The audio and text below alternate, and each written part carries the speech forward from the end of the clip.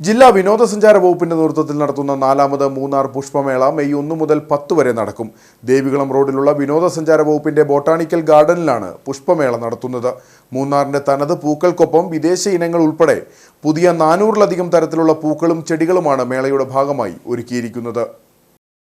തെക്കിന്റെ കാശ്മീർ കാണാൻ എത്തുന്നവരെ കാത്തു പൂക്കളുടെ വർണ്ണ കാഴ്ചകളും ഒരുങ്ങുകയാണ്. DTPCക്ക് കീഴിലുള്ള മൂന്നാർ ബൊട്ടാണിക്കൽ ഗാർഡനിൽ മെയ് 1 മുതൽ 10 വരെയാണ് പുഷ്പമേള നടക്കുന്നത്. മൂന്നാറിന്റെ തനത് പൂക്കൾക്കൊപ്പം വിദേശി ഇനങ്ങൾ ഉൾപ്പെടെ പുതിയ 400-ലധികം തരത്തിലുള്ള പൂക്കളും ചെടികളുമാണ് മേളയുടെ ഭാഗമായി ഒരുക്കിയിരിക്കുന്നത്. വിദേശ രാജ്യങ്ങളിൽ നിന്നുള്ള അസീലിയ, റോസ്, ഓർക്കിഡ്, ആന്തൂറിയം എന്നിവ ഇത്തവണത്തെ മേളയുടെ പ്രത്യേകതയാണ്.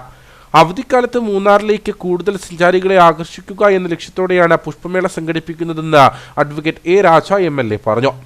തുടർച്ചയായി 4ാം വർഷമാണ് മെയ് മാസം 1-ാം തീയതി ആരംഭിച്ച് മെയ് മാസം 10-ാം തീയതി അവസാനിക്കുന്ന രീതിയിലാണ് ഫ്ലവർ ഷോ അറേഞ്ച് ചെയ്തിട്ടുള്ളത്.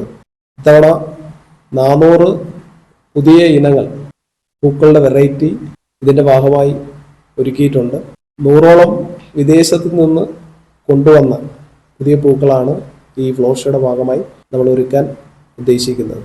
അതോടൊപ്പം വൈകുന്നേരങ്ങളിൽ കലാപരിപാടികൾ ഉണ്ടാകും. 10 ദിവസവും വ്യത്യസ്തമായിട്ടുള്ള കലാപരിപാടികൾ നടത്തുന്നതിന് വേണ്ടി തീരുമാനിച്ചിട്ടുണ്ട്.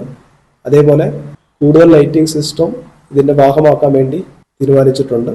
1,00,000-ലധികം ചെടികളാണ് ബൊട്ടാണിക്കൽ ഗാർഡനിലുള്ളത്. എല്ലാ ദിവസവും വൈകിട്ട് 6 മുതൽ 9 വരെ വ്യത്യസ്തങ്ങളായ കലാപരിപാടികളും ഉണ്ടായിരിക്കും. Mini river side beach, musical fountain, selfie point, വിവിധതരം സ്റ്റാളുകൾ, ഭക്ഷണശാലകൾ, അലങ്കാര ദീപങ്ങൾ എന്നിവയും പുഷ്പമേളയുടെ ഭാഗമായി ക്രമീകരിക്കും. മുതിർന്നവർക്ക് 100 രൂപയും കുട്ടികൾക്ക് 50 രൂപയുമാണ് പ്രവേശന നിരക്ക്. രാവിലെ 9 മുതൽ രാത്രി 9 വരെയാണ് പ്രദർശനം.